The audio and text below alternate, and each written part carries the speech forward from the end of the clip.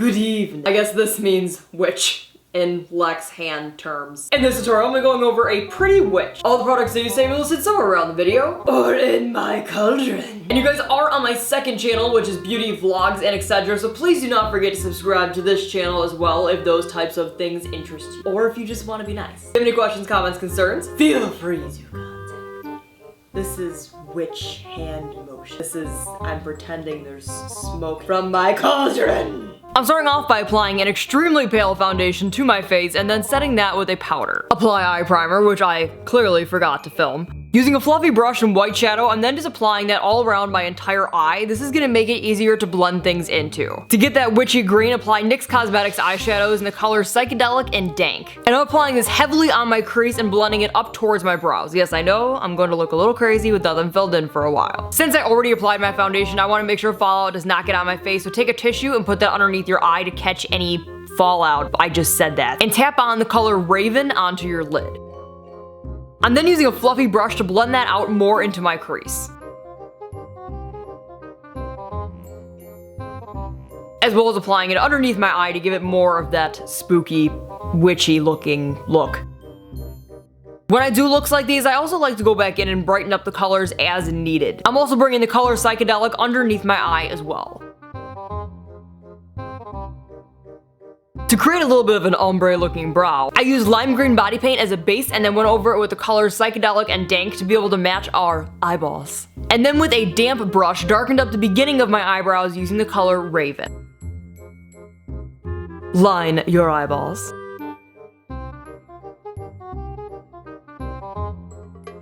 And if you want to be a sparkly witch, which I personally like the sparkly witch, I'm applying glitter underneath my eyes as well as into the tip of my eyebrows. Of course, you could also add false lashes, that's completely up to you. I'm filling in my lips using black body paint and also adding a little bit of glitter to the bottom, but you guys can use whatever black lip color you would like.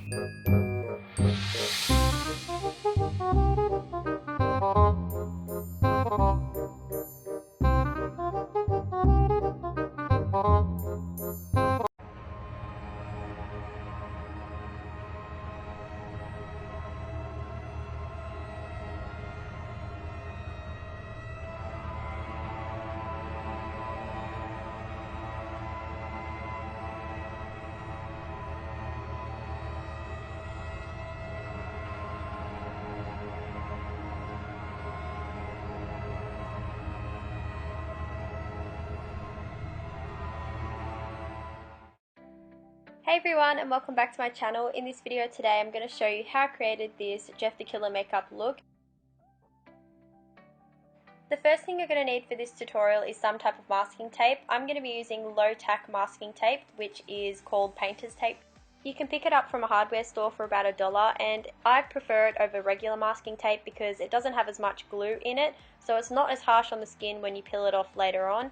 If you don't have this type of tape, you can of course just use regular masking tape. So what I'm going to be doing now is flattening down my nose. I'm going to be applying lots of strips with a little bit of pressure to push down my nose, and I'm going to extend that all the way onto the sides of my cheekbones.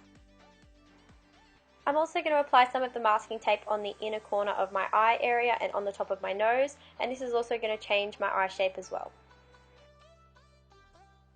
Next I'm going to take some cotton wool balls, and I'm going to use this as stuffing to apply underneath the masking tape to fill in any areas or gaps that obviously aren't going to just blend down nicely into the skin, to give myself that look of not having a nose. And then I'm just going to apply some masking tape over the top to give that a nice flat finish.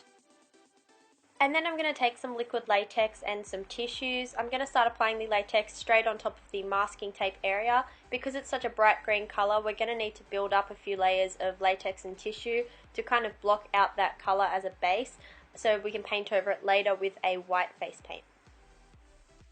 Once I've got the tissue on, I'm then going to take a red stippling sponge and I'm going to stipple over the whole entire tissue with some more latex to kind of seal that in place, so it makes it a strong rubbery base as opposed to a soft tissue base. I'm then going to repeat that same step over the entire area where I've applied the rest of the green masking tape, and then once I've done that I'm going to let it dry for about 5 to 10 minutes, or you can speed up the process with a hairdryer. To block out my eyebrows, I'm just going to take a regular piece of the green tape and I'm going to fold both of the sticky sides together so you just have a single piece of masking tape that is not sticky on either side. Once you've got this, I just find it really easy to cut it down to the size of your eyebrow, then grab 2 regular pieces of masking tape and just pretty much stick it to your face.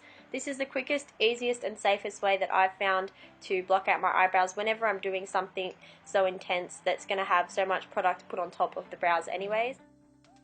I'm then just going to repeat that same method onto the other eyebrow, and then now I've got that base down, I'm going to apply liquid latex straight on top of the brow area, and I'm going to repeat the same step that we did with the cheeks. I'm going to fill in all around my eye socket area as well, just to make that a nice gradient. I'm going to pop a tissue on my face, and then I'm just going to peel off the excess that I don't need.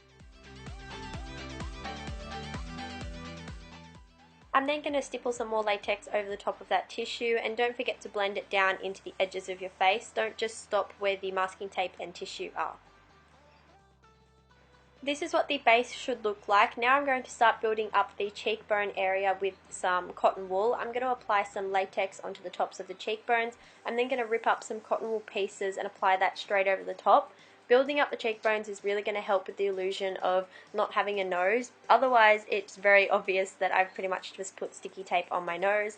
So I'm going to pop a decent amount of wool on the top of that and then just blend it all down with latex and kind of sculpt it into the shape that I'm after. When it comes to this part, it's kind of just like add a little bit and take a little bit away until you're happy. I just continued to apply some cotton wool and to kind of sculpt it and push it down with my fingers and put it into the shape that I wanted with the latex, and then I sealed it straight over the top. It's kind of just a give and take situation to make it suit your face in the way that you have high cheekbones and a really flat nose. I also ran across the top of my brow area again with some latex in a stippling motion because I felt like there was too much of a harsh line. You can also blend that down with some more cotton wool if you like, or some more tissue as well. But as you guys can see, it's really starting to change the shape of the way the nose is looking once you've got that cheekbone area really built up. After I finished sculpting all of the face, I then just set that in place with my hairdryer on a cold setting to finish the drying time and speed it up a little bit. Then I'm going to take my Snazaroo Clown White face paint and I'm going to paint my entire face, ears and neck. I'm just going to exclude my eye socket area because I'm going to paint that black later on. I also had to do a few layers of this because, as you can see, the green tape was still visible. After that, I went back in with some liquid latex and some cotton wool, and I felt like I needed to build up the nose bridge area a little bit more. So I just applied some more cotton wool and sculpted that with my hands to really create that nice flat nose shape. But I did try to keep a really mottled appearance of the skin. As you guys can see, it's really chunky and textured. I really feel like that gives it more of a creepy look. So I'm taking a Q-tip and some liquid latex and I'm going to start mapping out the shape of the mouth piece that we're doing. I'm then going to take some cotton wool pieces and roll them up and pop that straight across that line that we mapped out. I'm then going to take some liquid latex on my fingers and I'm going to start just mushing that together with the cotton wool to really get a rough textured look and to really create kind of like little dangly pieces, little hanging pieces. And it's heaps easy because you can also just smoothly blend that up into the face. And you just need to pretty much repeat this step all the way around the mouth until you're happy with the shape.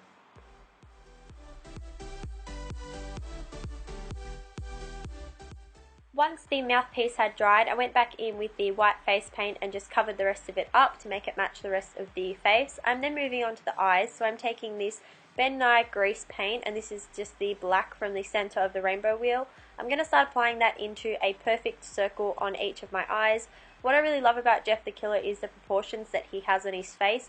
He has these really small black circle eyes with this massive smile, so I really tried to keep to the character by creating these really tiny, really deep set eyes, and then with the bright white contacts. After I completed that, I moved on to the mouth, so I started shading in underneath the border of the smile with the black cream. This is going to really give it depth and make it look like it's kind of receding, and it's a lot deeper of a cut than it actually is. Next, I'm taking the orange and the red colour from the rainbow wheel. I'm going to start applying this on the outer corner of the smile. I'm then going to roughly run that along the edges of the smile as well, where there's going to be cuts and blood. This is just going to be a nice little base for later on when we're applying the blood on top. Taking the maroon grease paint from Ben Nye and a fine detailing paintbrush, I'm going to start painting in the teeth. I really liked how they looked kind of cartoony in a way, so I kept with that theme. I'm just going to start drawing the lines and then filling in the little circles to create the gums. I'm then just going to put some yellow on each tooth to discolor them and make them look a little bit more creepy. I'm then just going to really messily apply some black and maroon face paint around the edges of the mouth just to give it that more grungy, more messy look and to make the cut a little bit deeper as well. Using that same black paint, I'm now just going to start outlining the teeth to give them more depth and just to make them look a little bit more realistic as well. Then I went in with my NYX Jumbo Pencil in Milk and I lined my waterline on both eyes to really make them pop. Even though I had my white contacts in, this really helped to enlarge my eyes but still keep the deep set circles drawn in. I ended up having to apply the eyeliner with a brush because the prosthetics were so deep set I couldn't actually fit the pencil in there to line and tightline my waterlines. So now we're finally up to the blood stage. I'm going in with this Mayron Coagulated Blood Gel. This is the first time I'd used this product. I picked it up from my local party store and I actually really liked it. I was really surprised at the consistency of it. The colour's pretty good too. For a first try I was actually really impressed. So I'm just going to start applying that super messy all over the whole entire mouth area and the edge and the border of the mouth. I wanted to just make it as sloppy as possible with some nice little drips all along the way and some on the chin as well. I was just applying it with the applicator that it came with to get a nice gooey look. I then went in with a stippling sponge to get more of a defined blood splatter, so I could say, just to really give it some texture and to really make it look a little bit more three-dimensional.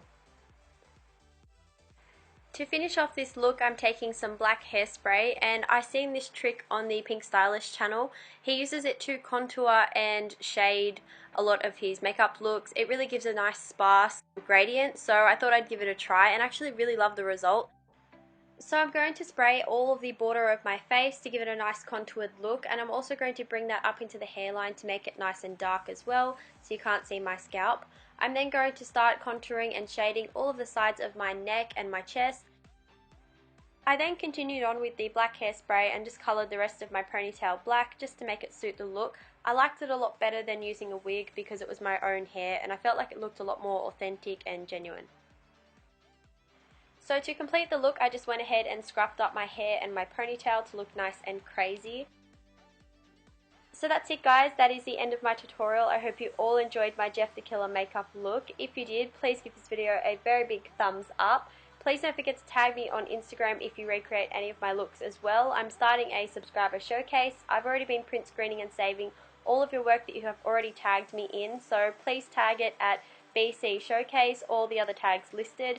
I'm going to save them and put them into a big compilation video on my channel to celebrate reaching 300,000 subscribers and the fact that Halloween is coming up really soon. So again guys, thank you so much for the 300,000 subscribers. I hope you enjoyed this video and I'll see you in my next one. Bye.